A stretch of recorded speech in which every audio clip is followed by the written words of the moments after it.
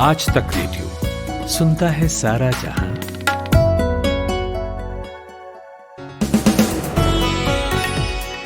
नमस्कार, good evening. 27 अप्रैल की शाम है ये। मैं अमन गुप्ता हूं और जिस पॉडकास्ट को आप सुनना शुरू कर चुके हैं उसका नाम है दिन भर।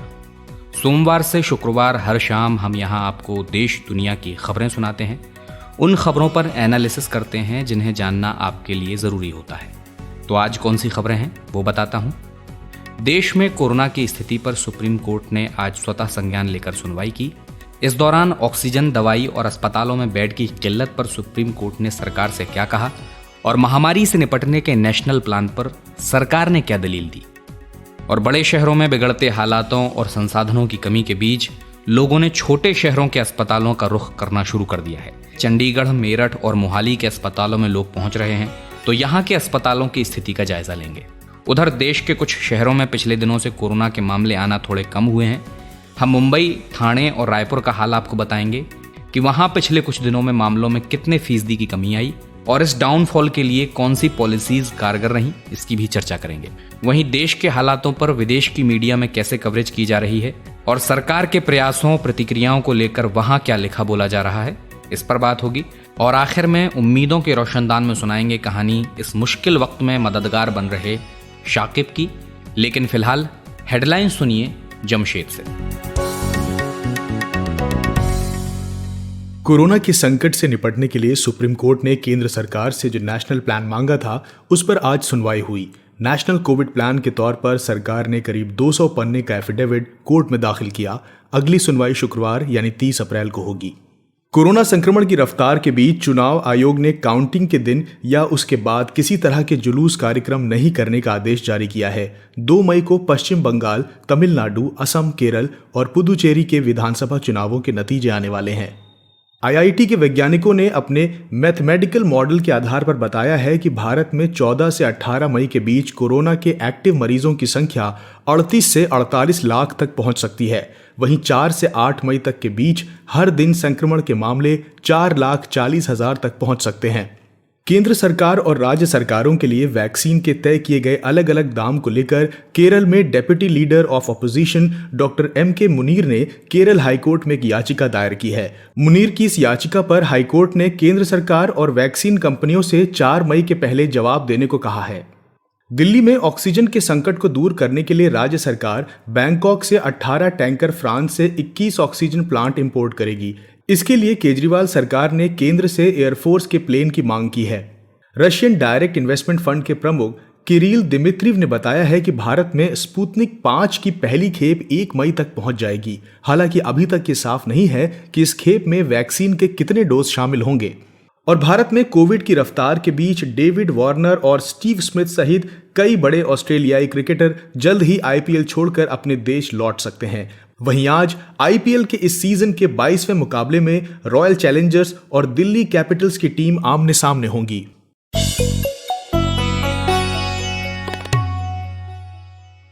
कोरोना के आगे सरकारों ने हाथ खड़े कर दिए हैं। बस दिखावे के लिए कुछ कुछ हो रहा है, लेकिन आउटपुट निकल कर नहीं आ रहा। कोरोना मरीजों के आंकड़े में आज बहुत मामूली गिरावट देखने को मिली, लेकिन मौतों का आंकड़ा बढ़कर ही आया। अदालतों के तेवर थोड़े सख्त हुए हैं। इलाहाबाद हाईकोर्ट से लेकर कर्नाटक, गुजरात और मद्रास हाईकोर्ट तक सब ने जमकर सरकारों को उनकी नाकामी के लिए लताड़ लगाई है। किसी ने कहा है कि 1 साल में सरकार ने कुछ नहीं सीखा, तो किसी ने दवाओं, ऑक्सीजन और बेड की किल्लत पर सवाल उठाया है। किसी ने इस बात पर मुहर लगा दी कि सरकार आंकड़े छिपा रही है। मद्रास हाईकोर्ट ने तो कल यहाँ तक कहा कि इस लहर का एकमात्र कारण चुनाव आयोग है और उस पर हत्या का केस दर्ज होना चाहिए। असर इसका आज ये हुआ कि 2 मई को आ रहे 5 राज्यों के चुनाव नतीजों के बाद जीते हुए प्रत्याशियों के विजय जुलूस निकालने पर पाबंदी लग गई है। तो हाई कोर्ट्स की नाराजगी के बीच आज सुप्रीम कोर्ट में कोरोना के बढ़ते ग्राफ और मरीजों को होने वाली परेशानियों को देखते हुए सुनवाई हुई। सुप्रीम कोर्ट ने स्वतः संज्ञान लेते हुए इस मामले में सरकार को नोटिस जारी किया था और एक नेशनल प्लान मांगा था। Justice DY Chandrachud, justice L Nageswara Rao और जस्टिस S रविंद्र भट्ट की बेंच ने आज इस मामले पर सुनवाई की। सुनवाई को हमारी आज तक radio reporter Anisha Mathur cover कर रही थी। मैंने उनसे बात की और पूछा कि क्या गहमा गहमी रही आज की सुनवाई के दौरान और क्या कहा कोर्ट ने। देखिए, सुप्रीम कोर्ट ने कुछ तो सुझाव दिए हैं और कुछ सवाल करे हैं। सबसे पहले तो सुझाव जो दिए गए हैं वो ये दिए गए थे कि जो सेंट्रल पैरामिलिट्री फोर्सेस हैं, जैसे आर्मी, नेवी, एयरफोर्स, पैरामिलिट्री सब जो हैं, उनके जो डॉक्टर्स और पैरामेडिक्स हैं, उनके जो हॉस्पिटल्स हैं, रेलवे जो है, उन सबको, क्योंकि ये सिर्फ सेंट्रल गवर्नमेंट कर सकती है, इनको क्यों नहीं कोविड की ट्रीटमेंट के लिए इस्तेमाल किया जा रहा है? रेलवे से किस तरह से काम लिया जा रहा है? आर्मी फोर्सेस से किस तरह से काम लिया जा रहा है? क्या इसमें नेशनल प्लान में कुछ कहा गया है या नहीं? दूसरा सवाल जो कोर्ट ने पूछा है वो ये है कि जो सरकार है वो ड्रग्स की प्राइसिंग पर और वैक्सीन के बनाने को बढ़ाने के लिए क्या कर रही है। In fact justice SR. भट्ट ने ये भी कहा कि सेंटर ने जब दवाई के, वैक्सीन के दाम नेगोशिएट करे हैं, उस पर कंट्रोल क्यों नहीं कर रही सरकार, जबकि पेटेंट एक्ट के अंदर और कानून के अंदर सरकार के पास ड्रग कंट्रोलर होने के नाते हक है कि आप सरकार नेशनल इमरजेंसी सिचुएशन में दवाइयों की प्राइस भी रेगुलेट कर सकते हैं और कितनी दवाई कहाँ बन रही है उस पर भी आप उसके हिसाब से भी आप ऑर्डर कर सकते हैं। तो सुप्रीम कोर्ट ने इन दो सवालों पर सरकार से जवाब भी मांगा है। तीसरी चीज कोर्ट ने ये कही है कि कोऑर्डिनेशन जो है अलग अलग स्टेट्स के बीच में, उसको मैनेज करने के लिए सुप्रीम कोर्ट अपना काम करने के लिए तत्पर है। कोर्ट ने ये कहा है कि अलग अलग हाई कोर्ट्स में जो सुनवाई चल रही है उसमें वो दखलंदाजी नहीं करेंगे। आज सवाल ये भी किया गया कि कितनी ऑक्सीजन देश में अवेलेबल है, कितनी ऑक्सीजन बढ़ाने की जरूरत है, बढ़ाने के लिए क्या किया जा रहा है, दवाइयों के बारे में, वैक्सीन के बारे में किस तरह से उनको बनाने की और बढ़ाने की किस तरह से कवायद की जा रही है, इस सब पे सुप्रीम कोर्ट ने केंद्र से जवाब मांगा है। अब गौर की बात यह है कि बहुत सारे स्टेट, राज्य सरकारों की तरफ से भी वकील पेश हुए थे। बंगाल, राजस्थान, आंध्र प्रदेश, गुजरात, इन सब की तरफ से वकील पेश हुए थे। इन सब ने अपने अपने राज्यों में हो रही मुसीबतों के बारे में, दिल्ली सरकार ने भी अपने राज्य में हो रही मुसीबतों के बारे में कोर्ट को बताया। सबसे बड़ी प्रॉब्लम जो इस वक्त सारे ही राज्य कह रहे हैं वो ऑक्सीजन सप्लाई की है और उसी पर ये सवाल सबसे ज्यादा किया गया कि टैंकर जो अलग अलग जगह से खबरें आ रही हैं कि टैंकर रोक दिया गया, इस राज्य ने इस राज्य का टैंकर जाते हुए रोक दिया, उसके बारे में क्या किया जा रहा है वो भी सवाल पूछा गया है। अच्छा अनीशा, जो सरकार को नेशनल प्लान देना था इस महामारी से निपटने के लिए, उसे लेकर क्या कहा गया सॉलिसिटर जनरल तुषार मेहता की ओर से? देखिए, अभी जो है नेशनल प्लान का जो एफिडेविट है वो जजों के सामने आज दिया गया। जजों को भी आज एफिडेविट नहीं मिला था, इसलिए सुनवाई चली है फ्राइडे तक। लेकिन जो सॉलिसिटर जनरल है उन्होंने ये कहा है कि हम जो कर रहे हैं वो पूरे देश के लिए प्लानिंग कर रहे हैं। एक एक राज्य के जो अलग अलग या लोकल प्रॉब्लम्स उठ रही हैं उसको फोकस करके नेशनल प्लान को अलग ना किया जाए। इनफैक्ट सॉलिसिटर जनरल ने ये भी कहा कि जो हमने अभी प्लान बनाया है उसमें ये भी कहा है कि किन राज्यों ने कुछ अच्छा काम किया है। खासतौर से तमिलनाडु और केरला के बारे में सॉलिसिटर जनरल ने कहा कि वहां पर ऑक्सीजन की जो लागत है उसको रेगुलेट किया जा रहा है। कई और राज्य हैं जहाँ पे ऑक्सीजन की कुछ ज्यादा ही इस्तेमाल, जिससे ज्यादा वेस्टेज हो रही है, तो उन दोनों राज्यों के लिए भी प्लान, यही सजेशन सॉलिसिटर जनरल ने केंद्र सरकार ने दिया कि जिस तरह से केरला और तमिलनाडु में ऑक्सीजन की लागत पर नियंत्रण पाया गया है, बाकी राज्य भी रैशनल यूजेज करें। उन्होंने ये भी कहा कि देखिए, हम जो है पूरे देश के लिए प्लान बना रहे हैं, एक पार्टी की सरकार या दूसरी पार्टी की सरकार की बात नहीं है। और इसी बात पर सुप्रीम कोर्ट ने भी यही कहा कि ये वक्त जो है ये पॉलिटिकल बिकरिंग का, यानी राजनीतिक तू मैंने का नहीं है, ये वक्त है नेशनल क्राइसिस, नेशनल इमरजेंसी का। तो सुप्रीम कोर्ट ने भी ये बात साफ की है कि जो आपस में उंगलियां उठाई जा रही है और लांछन लगाए जा रहे हैं वो सुनना नहीं चाहते। वो चाहते हैं ये देखना कि किस तरह से कोऑर्डिनेट किया जा सके, किस तरह से सारे जो प्रॉब्लम्स आ रही हैं, जो जहां पर रुकावटें आ रही हैं, उनको दूर किया जा सके। ये थी आज तक रेडियो रिपोर्टर अनीशा माथुर। तो देश के बड़े बड़े शहरों का हेल्थ इंफ्रास्ट्रक्चर भी कोरोना के सामने घुटने टेक चुका है। शहरों की बात करें तो दिल्ली से लेकर मुंबई तक किसी की भी हालत अच्छी नहीं है।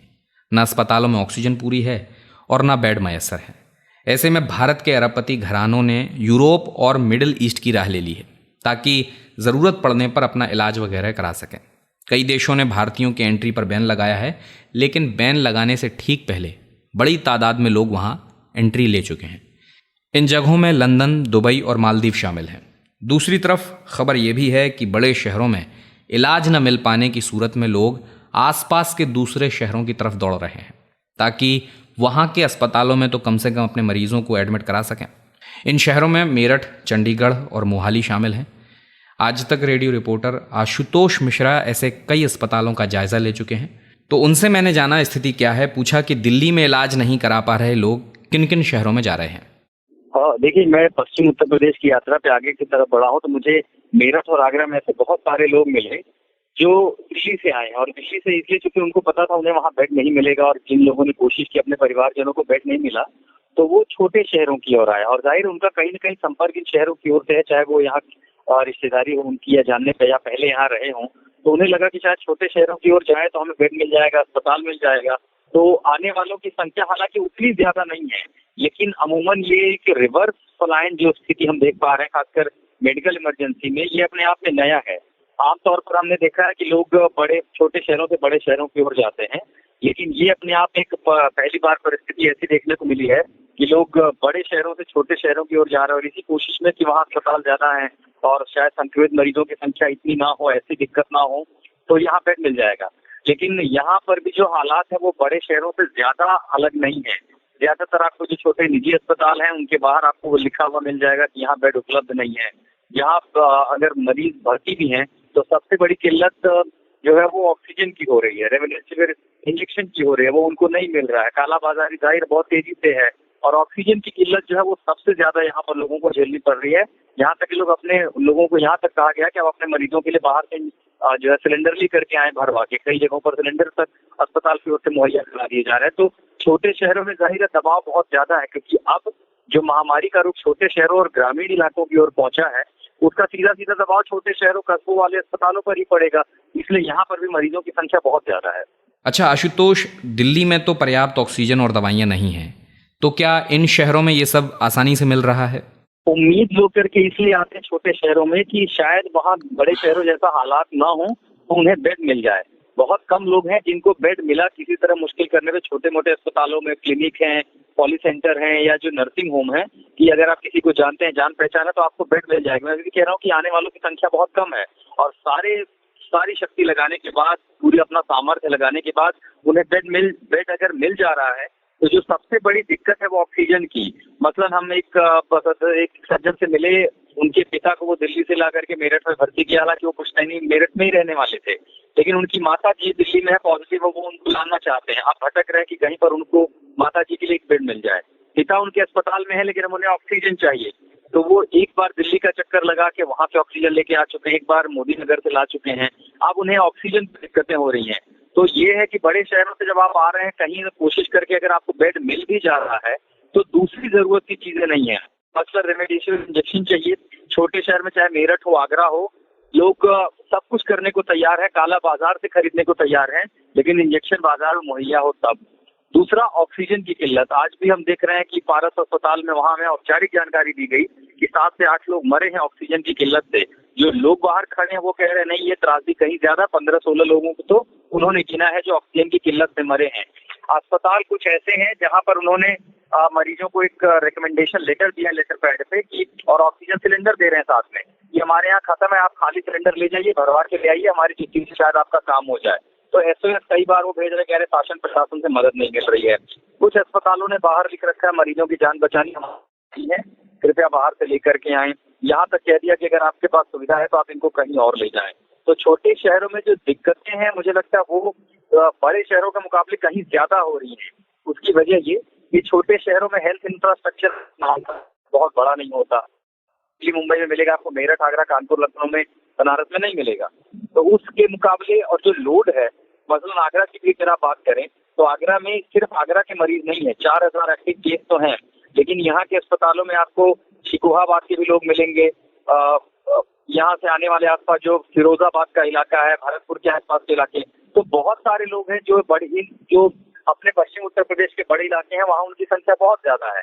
तो वो जो लोड बढ़ रहा है, इसकी वजह से ये जो छोटे शहरों की स्वास्थ्य व्यवस्था है वो भी पूरी तरह चरमरा रही है और दिक्कतें बढ़ रही हैं। भले सरकार कह रही है कि हम सब कुछ मुहैया करा रहे हैं, सब कुछ जमीन पर है, लेकिन जमीनी हकीकत है कि दरअसल कुछ भी नहीं मिल रहा है लोगों को। दिक्कतें हैं और काफी ज्यादा है। मतलब ये त्रासदी शायद इतनी गंभीर कभी किसी ने पहले नहीं देखी होगी और उसकी मार अब छोटे शहरों पर ज्यादा पड़ने लगी है। ये थे आज तक रेडियो रिपोर्टर आशुतोष मिश्रा। और कोरोना की वजह से पिछले 25 दिनों में तमाम व्यापारों को लगभग 5 लाख करोड़ का झटका लगा है। Confederation of all India traders यानी कैट का यह दावा है। तो दूसरी लहर के बीच देश में अर्थव्यवस्था फिर चरमरा रही है, लेकिन केसेस के मामले में नंबर 1 बनी आर्थिक राजधानी मुंबई से एक राहत भरी खबर सामने आई है। मुंबई में रोज मिलने वाले कोरोना मरीजों का औसत 15 दिनों से लगातार गिर रहा है। मुंबई के साथ साथ ठाणे और छत्तीसगढ़ की राजधानी रायपुर जैसे बड़े शहरों में भी डेली केसेस कम हुए हैं। हमारे सहयोगी नितिन इन जगहों के नंबर्स और ज़मीनी हालात पर नज़र बनाए हुए हैं। मैंने उनसे पूछा कि डेली केसेस में गिरावट कब से शुरू हुई और कितने % केसेस कम हुए। अमन, देश भर में कोई स्थिति बहुत बेहतर तो नहीं हुई है, लेकिन जब लगातार कोरोना के मामले बढ़ रहे हैं, बिस्तरों की कमी है, ऑक्सीजन की कमी है, दवाइयाँ काला बाजार में बिक रही हैं, तब ऐसे में कुछ खबरें आती हैं जो उम्मीद जगाती हैं। ऐसी एक खबर है ये। और डेली केसेस में गिरावट की बात आपने मुझसे पूछी है, तो मुंबई का तो ये हाल है कि 15 दिनों पहले से सिलसिला शुरू हुआ, केसेस कम होने लगे। और 15 दिन पहले की यदि मैं बात आपसे कहूं तो मुंबई में एवरेज 10,000 मामले तब सामने आ रहे थे, लेकिन अब यहाँ नए मरीज 30% तक घटे हैं। बीते 24 घंटों के दौरान यह आंकड़ा घटकर 6,800 के लगभग हो गया है। एक्टिव मरीजों की संख्या भी 91,000 थी, अब ये घटी है और 75,500 के करीब पहुंच गई है। मुंबई के अलावा आप ठाणे और रायपुर का भी नाम ले रहे थे, और यहाँ भी रोज़ाना आने वाले मामलों में गिरावट देखी गई है, जो बहुत अच्छी बात है, क्योंकि शुरुआत में तो जिस तरह से नंबर ठाणे में बढ़ रहे थे उसने बहुत डरा दिया था लोगों को। 14 दिन पहले तक हर रोज़ 6,700 के आसपास नए केस यहाँ आ रहे थे और अभी ये घटकर 5,900 के करीब पहुँच गया है। एक्टिव मरीजों की संख्या भी 86,700 से घटकर 89,800 के करीब पहुंची है। कोरोना की दूसरी लहर में छत्तीसगढ़ की राजधानी रायपुर में भी काफ़ी तेज़ी से केस बढ़े थे, लेकिन बीते 10 दिनों में यहाँ भी केस कम हुए हैं। गिरावट लगातार देखने को मिली है, ये अच्छी खबर है। और 10 दिन पहले की मैं बात करूं तो आंकड़ों के लिहाज से समझिए कि हर रोज़ 3,600 केस आ रहे थे अस्पतालों में, लेकिन घटकर अब 2,500 के करीब ये रह गया है। इस दौरान यहाँ एक्टिव केसेस भी जो हैं 47% तक कम हुए हैं। अमन, अच्छा नितिन, ये बताइए कि इन शहरों में सरकार की क्या पॉलिसीज रहीं? लॉकडाउन की शुरुआत कब से हुई और कितने दिनों बाद उसका असर दिखाई दिया? देखिए, मुंबई का जहाँ तक सवाल है तो कोरोना के मामले बढ़े थे और तब अचानक से सरकार कहने लगी थी कि हम लॉकडाउन लगाएंगे। विपक्ष कहने लगा था भाई लॉकडाउन मत लगाइए, और काफ़ी पसोपेश था। मुंबई देश की आर्थिक राजधानी है और यहाँ लॉकडाउन लगाना मतलब जो कारोबार है वो ठप कर देना, तो इसका बहुत बड़ा असर पड़ता है, पूरे देश पर ही पड़ता है, और पिछली बार हमने देखा भी था। तो मुंबई में लेकिन फिर भी वीकेंड लॉकडाउन लगा, नाइट कर्फ्यू से शुरुआत हुई और इस दौरान मॉल बंद थे, रेस्तरां, बार, धार्मिक स्थल ये सभी बंद हो गए थे। ज़रूरत के सामानों की होम डिलीवरी की जा रही थी, लेकिन उससे कुछ ज़्यादा फर्क नहीं पड़ा जब 2 हफ्ते पहले यहाँ पूरा लॉकडाउन लगा। इसमें मुंबई के सार्वजनिक परिवहन, विशेषकर जो ट्रेन है लोकल, उनकी आवाजाही रुक गई। जिसमें सबसे ज़्यादा लोग सुबह चढ़ते हैं, पूरे दिन ये चलती हैं और देर रात तक लोग घर लौटते हैं, तो बहुत भीड़ होती है, आप उसे कंट्रोल कर नहीं सकते, तो वो बंद हो गई। दुकानों के खुलने का समय भी सुबह 7 से 11 के बीच रखा गया। इस दौरान लोगों के बिना वजह बाहर घूमने पर पाबंदी लगाई गई, पुलिस ने काफ़ी सख्ती की। तो इसके बाद ये हुआ कि रिजल्ट आया, रिजल्ट अच्छा आया और 15 दिनों में स्थिति कंट्रोल में आ गई। आंकड़ा मैंने आपको बताया ही है। ठाणे की भी बात है तो लॉकडाउन की शुरुआत यहाँ मार्च के पहले हफ्ते से हो गई थी, लेकिन उस दौरान केवल 11 हॉटस्पॉट की पहचान करके वहाँ पर पूरा लॉकडाउन लगाया गया था कि वहाँ पर तो बिल्कुल भी जो है किसी भी तरह की ढील दी ही नहीं जाएगी। बाद में जब सख्त पाबंदियां लागू की गई तो सिचुएशन थोड़ी सी कंट्रोल में दिखने लगी और लास्ट 14 दिनों में तो सिचुएशन में काफ़ी फ़र्क आया है, मामलों में गिरावट देखी गई है। इस दौरान ज़रूरी सेवाओं को जारी रखा गया। ऐसा नहीं था कि शहर में लोगों को ज़रूरी चीज़ें नहीं मिली हों, लेकिन उनकी आवाजाही पर रोक थी। लोग नहीं बाहर निकल सकते थे, लोग नहीं घूम सकते थे, तो डेली केसेस में कमी देखी गई। इसी तरह छत्तीसगढ़ की राजधानी जयपुर में 18 दिनों पहले लॉकडाउन की शुरुआत हुई थी। लॉकडाउन के दौरान जिले की सभी सीमाओं को सील किया गया था, कोई ना यहाँ जाए कोई ना वहाँ आए। और जो शहर है रायपुर, उसमें कंटेनमेंट जोन बनाए गए। इस दौरान मेडिकल की दुकानों को छोड़कर सारी दुकानें पूरी तरह बंद थी। दूध की दुकानें खुलती थीं, सुबह 6 बजे से खुलती थी 8 बजे तक, और शाम को 5 से लेकर शाम को 6:30 बजे तक उनको आदेश मिला था कि दूध की आपूर्ति होती रहे। इसके लगभग एक हफ्ते के बाद ये रिजल्ट हमने देखा कि डेली केसेस में रायपुर में भी गिरावट आने लगी। अमन, ये थे आज तक रेडियो के हमारे साथी नितिन ठाकुर। और भारत में कोरोना का कहर सुनामी में बदल चुका है। दिल्ली हाईकोर्ट ये बात कह ही चुका है, आपको याद होगा। देश में उपलब्ध संसाधन कम पड़ रहे हैं। WHO ने भी कहा है कि भारत के हालात दिल तोड़ने वाले हैं। खैर, कोरोना को लेकर भारतीय मीडिया की खबरों से तो आप वाकिफ़ ही हैं, लेकिन विदेशी मीडिया की ज़रा बात हो जाए तो इस बीच ऑस्ट्रेलिया के एक अखबार द ऑस्ट्रेलियन की एक खबर ने भारत में काफ़ी चर्चा बटोरी, जिसकी हेडलाइन थी, मोदी ने भारत को सर्वनाश की ओर धकेल दिया है। अखबार ने प्रधानमंत्री नरेंद्र मोदी को भीड़ से प्यार करने वाला बताया और लिखा था कि घमंड, उग्र राष्ट्रवाद और अफसरों की अक्षमता ने भारत को बहुत बड़े संकट में लाकर खड़ा कर दिया है। इस खबर पर भारतीय हाई कमीशन का रिएक्शन भी आ गया है। भारतीय हाई कमीशन ने इसे मलिशियस रिपोर्ट कहा है, यानी दुर्भावनापूर्ण रिपोर्ट। कहा है कि अखबार को ऐसे झूठ फैलाने वाली बेसलेस रिपोर्ट नहीं छापनी चाहिए। लेकिन बात सिर्फ एक ऑस्ट्रेलिया के अखबार की नहीं है। इंटरनेशनल मीडिया में कई जगहों पर भारत में कोविड-19 की स्थिति पर रिपोर्टिंग हो रही है, लेख लिखे जा रहे हैं। हमारे आज तक रेडियो के साथी कुलदीप मिश्र ने इस इंटरनेशनल मीडिया कवरेज को स्टडी किया है।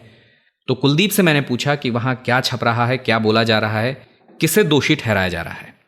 अमन, इसमें यह है कि मैंने बीते कुछ दिनों की, बल्कि ये कहना चाहिए कि जब से भारत में हालात ज़्यादा ख़राब हुए हैं, जब से ये दूसरी लहर के केसेस ग्लोबल हेडलाइंस में आने लगे, तब से अलग अलग विदेशी अखबारों की कवरेज देखी है।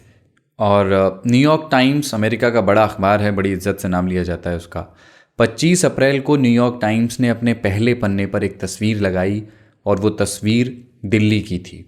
तस्वीर में क्या था? शमशान में जलती चिताएं, ईंट जोड़कर बनाए गए कच्चे प्लेटफॉर्म्स और उनके ऊपर ठंडी पड़ी राख और लाशों को जलाने के लिए जगह ढूंढते लोग। और इसके साथ अखबार ने लिखा था कि एज कोविड-19 devastates India, deaths go under counted, यानी भारत में कोविड-19 का कहर और इस बीच मौतों की गिनती में बेईमानी, मौतों को कम करके बताया जा रहा है, ऐसा न्यूयॉर्क टाइम्स ने लिखा। किस आधार पर लिखा?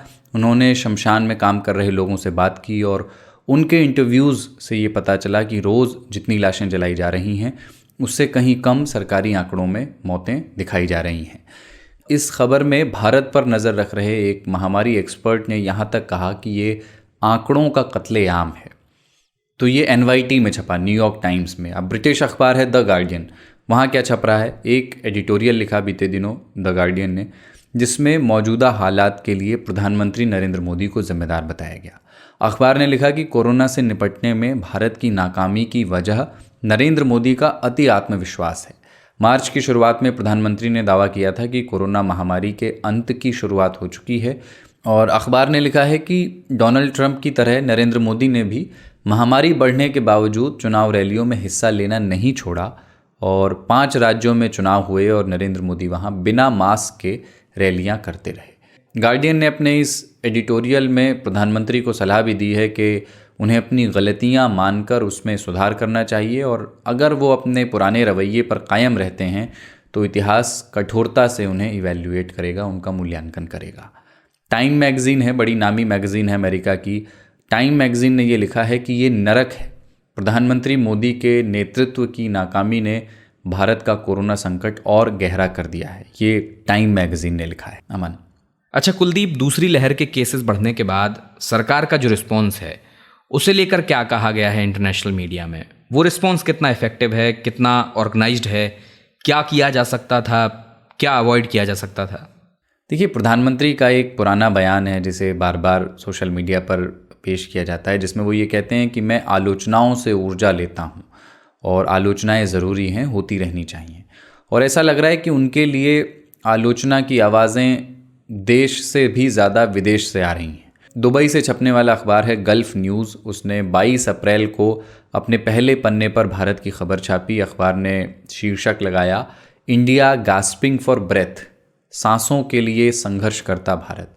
और ये सारे उन देशों के पब्लिकेशंस हैं जिनसे भारत के मित्रवत संबंध हैं, अच्छे संबंध हैं। BBC ने अभी 3 दिन पहले दिल्ली के एक अस्पताल की फुटेज अपने डिजिटल प्लेटफॉर्म्स पर और सोशल मीडिया हैंडल्स पर डाली, जिसमें डॉक्टर्स की एक टीम एक मरीज़ को बचाने की कोशिश कर रही है। वॉशिंगटन पोस्ट ने लिखा है कि इस तबाही से बचा जा सकता था। अमेरिका का अखबार है वॉशिंगटन पोस्ट। उसने लिखा है कि स्टेडियम्स, कुंभ और चुनावी रैलियों की भीड़ ने सब बर्बाद कर दिया, वरना इस तबाही से बचा जा सकता था। और विदेशी मीडिया में ये मुद्दा भी बहुत छाया हुआ है अमन, कि सरकार ने ट्विटर से रिक्वेस्ट करके 50 से ज़्यादा ट्वीट्स को हटवाया। और वजह ये कि कोरोना के दौर में ये लोग कुछ भ्रामक जानकारियां फैला रहे थे, ऐसा क्लेम करके, ऐसा दावा करके ये ट्वीट्स हटाए गए। हालांकि इनमें से बहुत सारे लोगों का कहना है कि वो सिर्फ लोगों की मदद करने की कोशिश कर रहे थे और दवाइयाँ, ऑक्सीजन आदि की जो जानकारी है उसको पास ऑन कर रहे थे, पोस्ट कर रहे थे। पर सरकार पर आरोप लग रहे हैं कि ऐसे समय में जब उसका ध्यान लोगों को बचाने पर होना चाहिए, तब वो ट्वीट्स हटवाने पर जोर लगा रही है, अपनी ऊर्जा लगा रही है। वॉशिंगटन पोस्ट ने कल ही इस पर एक रिपोर्ट छापी है। ऑस्ट्रेलिया के एक अखबार का जिक्र तो आपने किया, पर एक और अखबार है ऑस्ट्रेलिया का ही, फाइनेंशियल रिव्यू, जिसमें एक कार्टून छपा है और इस कार्टून में एक मरणासन हाथी दिख रहा है। आप जानते हैं कि भारत को हाथी से डिपिक्ट किया जाता है, तो इस हाथी की सूंड पर भारत का नक्शा दिख रहा है और हाथी धराशायी है, उसके ऊपर नरेंद्र मोदी माइक लेकर बैठे हैं। और कार्टून का टाइटल है डेथ राइड्स अ पेल एलिफेंट, निर्बल हाथी पर सवार मौत। इस कार्टून पर भारी बहस चल रही है कि कोई तो इसे भारत का ही अपमान बता रहा है और कोई इसे इन हालात का सटीक चित्रण कह रहा है। पर देखिए, एक बात यह है अमन कि कोरोना केसेस में, जो डेली केसेस में भारत रिकॉर्ड तोड़ रहा है, 3,23,000 से ज़्यादा केस आज भी आए हैं, तो विदेशी मीडिया में इसका जिक्र होना लाजमी है। लेकिन रिसोर्सेज की कमी या सरकार के रिएक्शन और रिस्पॉन्स पर जो बातें लिखी जा रही हैं, वो सत्ताधारी पार्टी बीजेपी और प्रधानमंत्री नरेंद्र मोदी के लिए सुखद तो नहीं है। ये थे आज तक रेडियो के हमारे साथी कुलदीप मिश्र।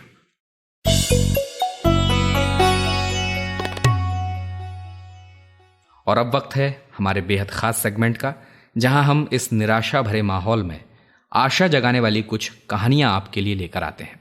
तो पेश है उम्मीदों के रोशनदान। उम्मीदों का रोशनदान। अगर कोशिशें ज़्यादा हों और ज़्यादा हाथ लगे हों तो बड़ी से बड़ी परेशानियों को भी हराया जा सकता है। इसीलिए अमेरिकी पॉलिटिशियन इमैनुअल क्लेवर ने कभी कहा था कि मेरे दिल में हताशा के जो सुराख हैं, उम्मीद उन्हें भर देती है। उम्मीदों के रोशनदान में आज बात साकिब की, जिन्होंने चंद दिनों में सोशल मीडिया पर प्लाज्मा डोनर्स का एक ऐसा नेटवर्क खड़ा किया जो अब तक सैकड़ों लोगों की मदद कर चुका है। साकिब पेशे से IT प्रोफेशनल हैं। 16 अप्रैल को उन्होंने फेसबुक पर प्लाज्मा डोनर्स नाम से एक ग्रुप बनाया और महज 11 दिनों में इससे करीब 20,000 लोग जुड़ चुके हैं। हम सीधे कहीं हेल्प नहीं पहुंचा रहे हैं, ना हमारे पास इतना संसाधन है। ग्रुप में लोग अपनी ज़रूरत लिखते हैं, वहां उस पर लोगों की नज़र पड़ती है और जिनको लगता है कि वो मदद कर सकते हैं और वो इच्छुक होते हैं तो संपर्क करते हैं। जैसे मान लीजिए बिहार में गया से कोई अपील आई, वहाँ मैं खुद जाकर तो कोई मदद नहीं कर सकता, लेकिन मुझे लगता है कि गया में मेरा एक दोस्त है और वह संभवतः कुछ मदद कर सकता है, तो हम उसे मेंशन कर देते हैं। कई बार हम विफल भी होते हैं। इस ग्रुप की शुरुआत प्लाज्मा की अपील से हुई थी, पर अब ऑक्सीजन, बेड और दवाइयों की अवेलेबिलिटी के मैसेजेस भी आते हैं। उनकी टीम के ज़्यादातर वॉलंटियर्स नौकरी पेशा हैं और वक्त निकालकर वो ग्रुप के संदेशों को मॉनिटर भी करते हैं, उन पर लीड्स भी फॉलो करते हैं और कई बार प्लाज्मा डोनर्स को विनती करके मनाना भी पड़ता है। खुद के लिए बिल्कुल समय नहीं मिलता है। लोग रात 3 बजे तक जगे होते हैं और सुबह 7, साढ़े 7 बजे से फिर वापस लग जाते हैं। दूसरा चैलेंज आता है कि कोई प्लाज्मा डोनर मिल गया तो उसे कन्विंस करना पड़ता है। कई बार पता चलता है कि फला शख्स एलिजिबल डोनर है, या फिर लोग खुद भी बताते हैं कि मैं डोनेट करूंगा, लेकिन ऐन वक्त पर जाकर कह देते हैं कि मुझे थोड़ी कमज़ोरी फील हो रही है, मेरे शरीर में एंटीबॉडी की कमी तो नहीं हो जाएगी कहीं, या फिर मैं बचा कर रखूँगा, किसी परिचित को ज़रूरत पड़ने पर हमें भटकना ना पड़े, वगैरह वगैरह। ये काम बहुत मुश्किल है क्योंकि हर नया केस ये महसूस कराता है कि आपको एक जान बचाने का मौका मिला है, पर कामयाबी के साथ एक दिक्कत है कि वो हर बार नहीं मिलती। जिनकी मदद नहीं कर पाते उनके लिए निराशा तो होती ही है, जिनकी कर पाते हैं किसी तरह और वो मरीज भी अगर नहीं बच पाता है और रिप्लाई आता है कि भैया मैंने जिसके लिए मदद मांगी थी वो नहीं रहे, तो थोड़ा डिप्रेसिंग होता है। लेकिन फिर उसी में से कुछ लोग दुआएं और शुक्रिया अदा करते हुए वापस मैसेज करते हैं कि इस ग्रुप में मदद से हमने अपने परिजन की जान बचा ली। तो एक जान बचा पाने का कारण बन पाने का जो सुकून होता है वो फिर से इस काम को जारी रखने के लिए प्रोत्साहित किए रखता है। थोड़ा सा समझाना पड़ता है खुद को कि 100% सफलता कभी नहीं मिलेगी। तो 100 बातों की एक बात यह है कि मदद की ज़रूरत बहुत लोगों को है और मदद के लिए उठे हाथ अब भी ज़रूरत से कम है। आइए हाथ उठाएं हम सभी। उम्मीदों के रोशनदान में कल फिर एक मददगार की कहानी।